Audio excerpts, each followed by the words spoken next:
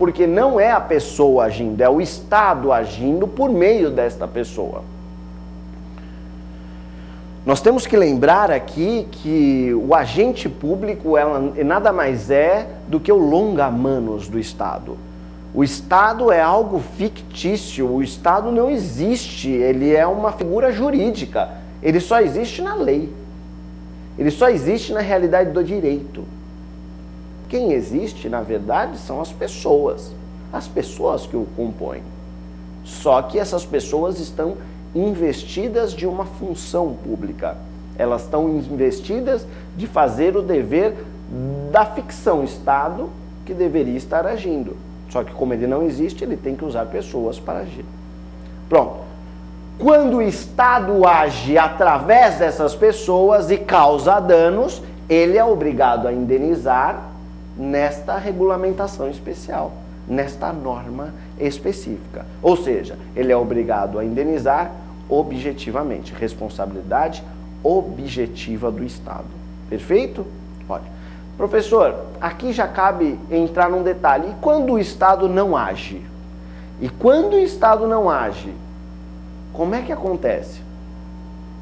Gente, nos casos, e eu tenho certeza que você deve estar se perguntando aí, por exemplo, se o agente público deveria agir, mas não agiu, o Estado, neste caso, é obrigado a indenizar por danos? Vamos dar um exemplo.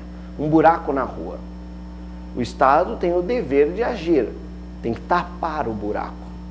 Ou vamos para um caso até mais interessante, que eu tenho certeza que já aconteceu muitas vezes na sua cidade aí, porque as cidades brasileiras sempre acabam sofrendo de alguma maneira quando chove bastante. O Estado não limpa a rua, e aí entope o bueiro, e aí chove, e aí enche d'água, certo? E aí as casas são inundadas, e o que a gente faz?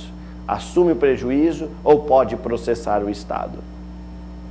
Em caso de omissão, o Estado responde? A resposta é sim. Em caso de omissão, o Estado responde. Se ele não tapou o buraco, o Estado responde. Se ele não está limpando a rua, o Estado responde. Se a pessoa morrer dentro do hospital e sem o atendimento, morrer no corredor, o Estado responde.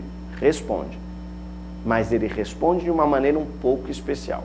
Além de nexo causal, que é óbvio, se o Estado não tapou o buraco, tem a obrigação dele, tem nexo causal com a atividade estatal. Dano, se você caiu no buraco e quebrou o seu carro, se uma pessoa faleceu dentro do hospital público, é óbvio que tem dano e nexo causal. Só que nestes casos, em caso de omissão, você tem que provar mais um terceiro item. Qual é o item? Que o serviço público não funcionou. Que o serviço público não funcionou. Ok? Então isso é um desenvolvimento chamado teoria da culpa administrativa. Em caso de ação do Estado, você não precisa provar a culpa do serviço público. Você não precisa provar a falta do serviço público. Você não precisa provar que o serviço público não agiu em tempo. Você não precisa provar isso. Mas quando o Estado é omisso, na ação você não precisa, mas quando o Estado é omisso, você tem que provar, além dos elementos de nexo entre a conduta estatal e o evento danoso, nexo, o dano, você tem que provar também um terceiro item, que é a falta do serviço público ou a má execução do serviço público, ok? Então respondemos mais uma pergunta, vamos para a nossa terceira pergunta, pode soltar. Professor Eduardo, há excludente a responsabilidade civil do Estado? Claro que há. Há excludente, sim. Vamos imaginar a situação aqui. Uma pessoa morre no metrô. Aí você vai falar, professor, tem vínculo, tem nexo, né, entre a morte e o serviço público. A pessoa morreu nos trilhos do metrô. Então tem vínculo. Outro ponto. Houve um dano, a pessoa faleceu, e isso é um dano, claro. O Estado é obrigado a indenizar a família da vítima? Via de regra, a resposta é sim. É sim.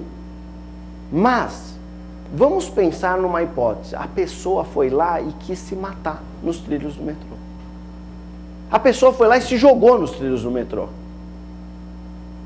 E aí, o Estado é obrigado a indenizar mesmo assim? Resposta: claro que não. Se a pessoa foi lá e por culpa exclusiva dela se jogou nos trilhos do metrô e morreu, ela foi a exclusiva responsável pelo dano. Logo, o Estado não tem nada a ver. Então, esta é uma das principais excludentes de responsabilidade do Estado. Qual que é, professor?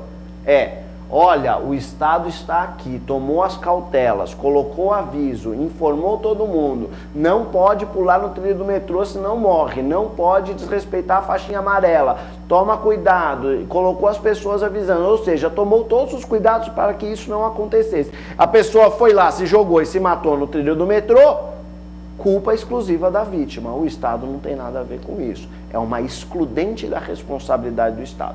Quem tem o dever de provar isso? O próprio Estado.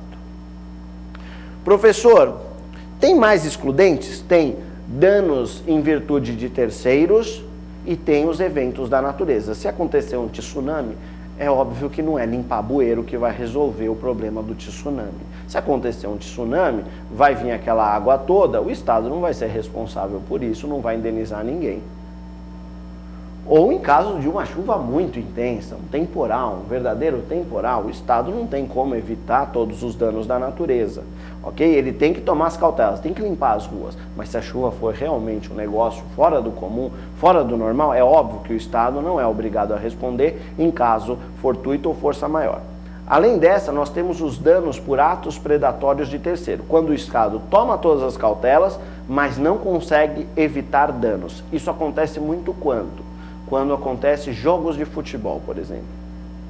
Saiu lá, eu vou usar São Paulo, tá? Só por uma referência que nós estamos aqui em São Paulo, mas isso pode acontecer em qualquer estado. Nós sabemos das rivalidades entre times no Pernambuco, nós sabemos dessas rivalidades no estado da Bahia, nós sabemos dessa rivalidade no Rio de Janeiro, mas eu vou usar São Paulo. Sai Corinthians e Palmeiras numa partida, certo? Sai Corinthians e Palmeiras numa partida e eles se encontram na rua. Começa o quebra-quebra. Nessa, a polícia de choque age, mas não tem jeito, não dá, é muita gente. Foram 100 mil pessoas, 50 mil de cada lado. Você imagina o barulho e o estrago que isso pode causar. Quebraram vidros das lojas, quebraram carros, fizeram vandalismo, enfim.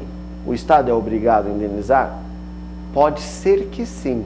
Ele pode usar a excludente. Se ele tomou todas as cautelas, ou seja, se ele chamou a tropa de choque, se ele chamou a cavalaria, se ele chamou o policiamento, se ele chamou o pessoal de trânsito, se ele fez uma forma de retirada dessas pessoas, ok? Se ele pensou em tudo isso, ele tomou todas as cautelas. Mesmo tomando as cautelas, ele não conseguiu evitar o dano, então ele pode ser inocentado. Se ele não tomou as cautelas, ele pode ser acusado e responsabilizado por omissão.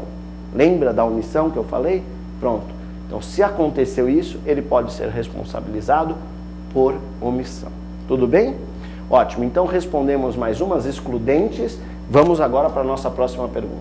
Professor, a vítima de dano pode responsabilizar o agente público diretamente? A vítima de dano não pode responsabilizar o agente público diretamente. Não pode. Por que não pode? Por um simples fato. A relação dela é direta com o Estado. Não é direta com o agente público. Quando o agente público está investido na função, ele está atuando no lugar do Estado. Portanto, é o Estado agindo. É o Estado agindo. Eu tenho que reconhecer que muitos já tentaram ações diretas contra os próprios agentes públicos. Quando esses agentes públicos, eles agem com dolo ou com culpa, que é negligência, imprudência ou imperícia com a norma jurídica, eles vão ressarcir o Estado dos danos. Então, muitos já tentaram entrar com a ação diretamente contra este agente público, contra este servidor.